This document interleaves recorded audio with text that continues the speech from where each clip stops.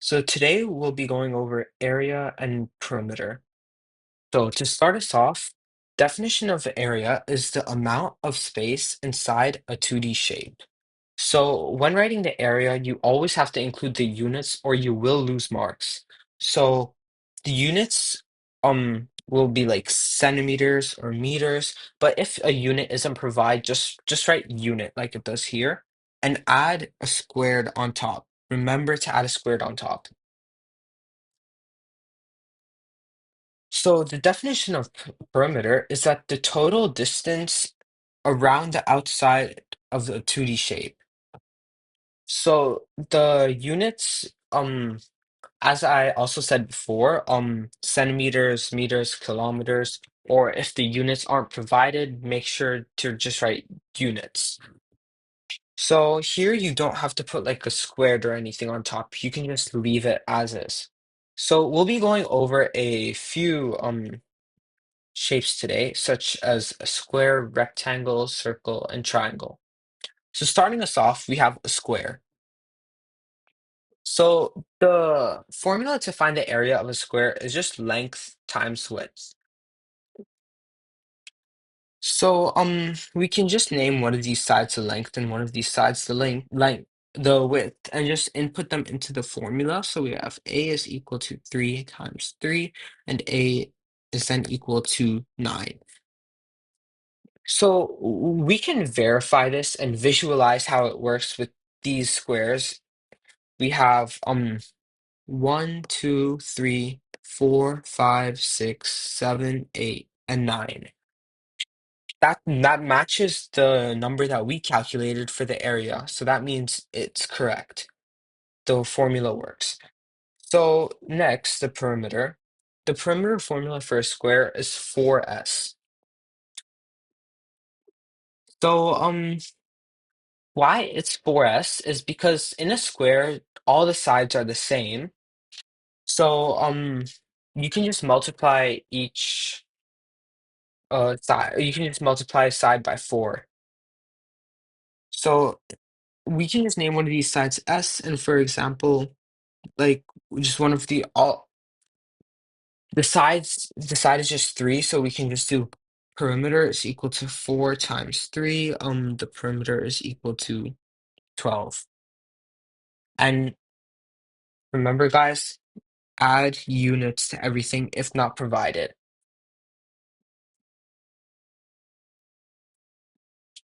Units squared. Now moving on to rectangles. Rectangles, the way to calculate the area is the exact same. You just do the area is equal to the length times width. So in rectangles, usually the shorter side will be the width, while the longer side will be the length. So here we can see that the length is 8 units, while the width is 3 units. So that means the area will be 8 times 3, which is 24.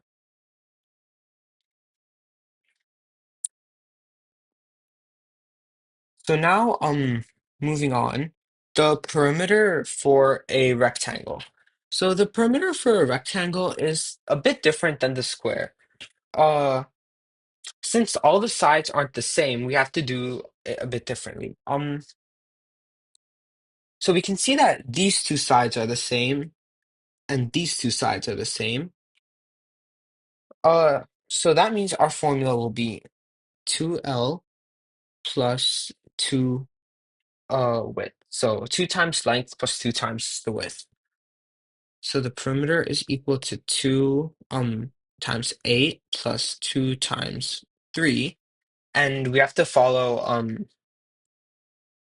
bed mass. So let's multiply first. P is equal to 16, then plus plus 6. So the perimeter will be 21. Wait, no. It's going to be 22. So the perimeter will be 22. And like before, always add your units. And units squared. So now, moving on to triangles. Triangles is much different than the last two. So its formula is 1 over 2 times base times height. So when you multiply something by 1 over 2, it's essentially the same as dividing it. So let's try an example. Here we can see b, which is the base, is 5. So we can write that as 1 over 2 times 5. And we can see that the height is labeled as 4 units. So we can just add multiplied by 4 here. So then the area is 1 over 2 times 5. That is 2.5 multiplied by 4. So that means that the area is 10 units squared. Now for the perimeter, there isn't, all you have to do for the perimeter is just add all the sides together. So let's go back and look at the values of each side. We have A as 6, B as 5, and C as 7. So you just do perimeter is equal to 6 plus 5 plus 7. 6 plus 5 plus 7. Let me just rewrite that 5.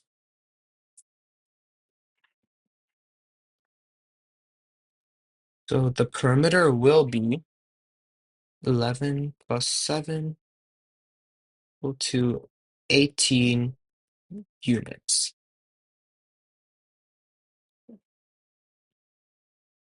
Now, for circles. For circles, this is also much different than anything else we've gone over so far because it uses pi.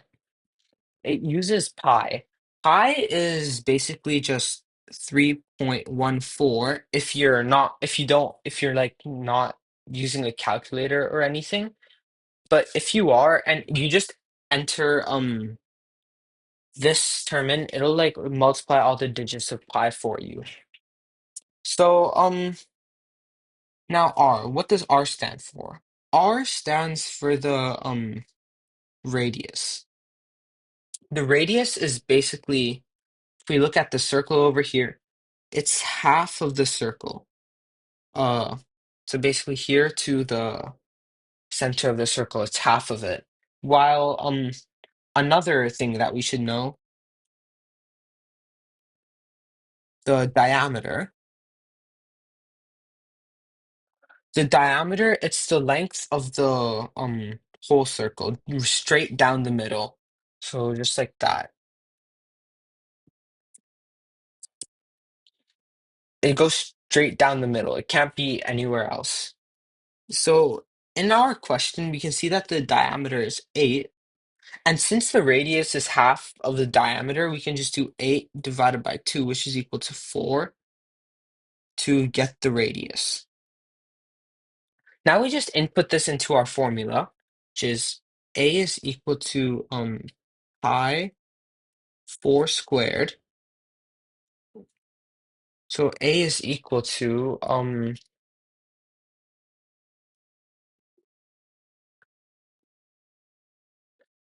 okay, so pi 4 squared. So that is pi 16, and you'll be left with 50.24. 50.24 units squared. And now moving on to the perimeter. The perimeter is also pretty different. Here we have 2 multiplied by pi multiplied by the radius. An alternate way that you can do this is just uh pi multiplied by the diameter, but I prefer doing it this first way. So the perimeter is equal to 2 times pi. And one thing to note, for this circle, it's not really called the perimeter. It's more like known or called the circumference. So just remember this term. So the perimeter is 2 pi 4, which is so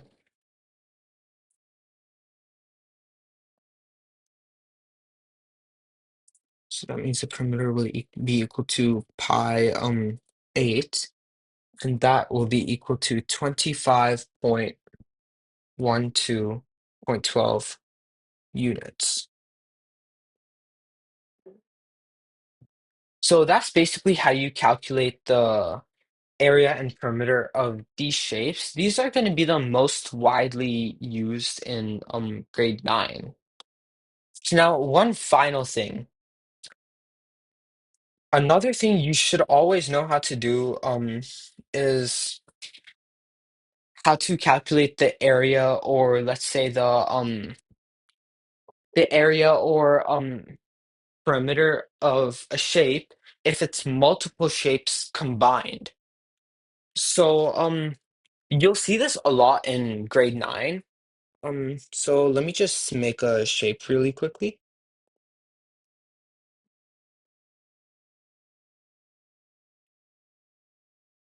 So let's take this for an example.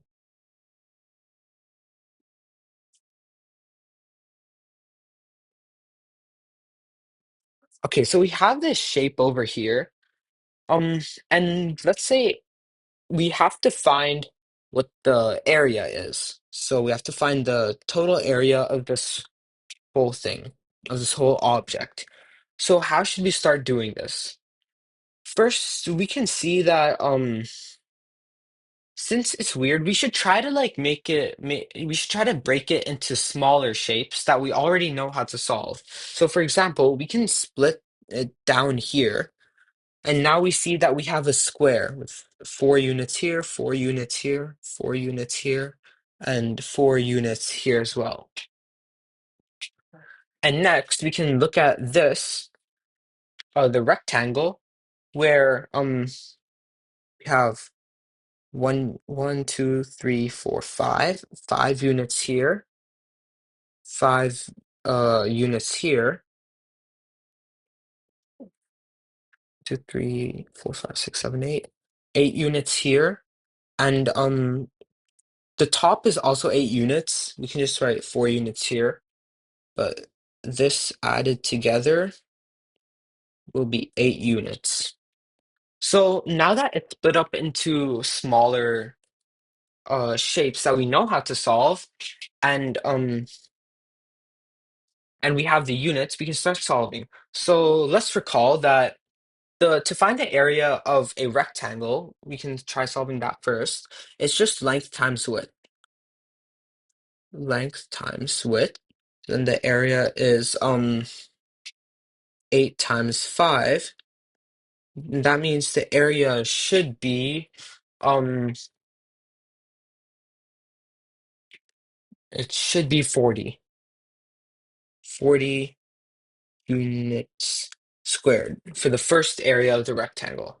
So now let's look at the square. We can label this as area 2, and let's solve for this. So it's the exact same formula for the square as well. So area 2 is equal to length times width. And since it's a square with a side of 4, we know that we can just do 4 times 4. So it's just a squared is equal to 4 times 4. A squared is equal to 16 units squared. So now that we have A1 and A2, to find the total area, we have to do A plus A2, which this will be 40 plus 16, which is equal to 56 units squared. And that will be the total area of this shape. But now, what if they ask us to find the perimeter.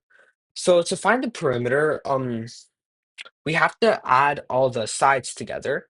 So we can see here 4, 4, 4, 8, 5, 5, and 8. But there's a problem here. This part doesn't actually count as the perimeter. This part doesn't count as the perimeter since it's basically an imaginary line that we put through to find the area. So we won't count this part when finding the perimeter or any shape, in fact. So we can just do 4 plus 4 plus 4 plus 4 plus 5 plus 5 plus 8.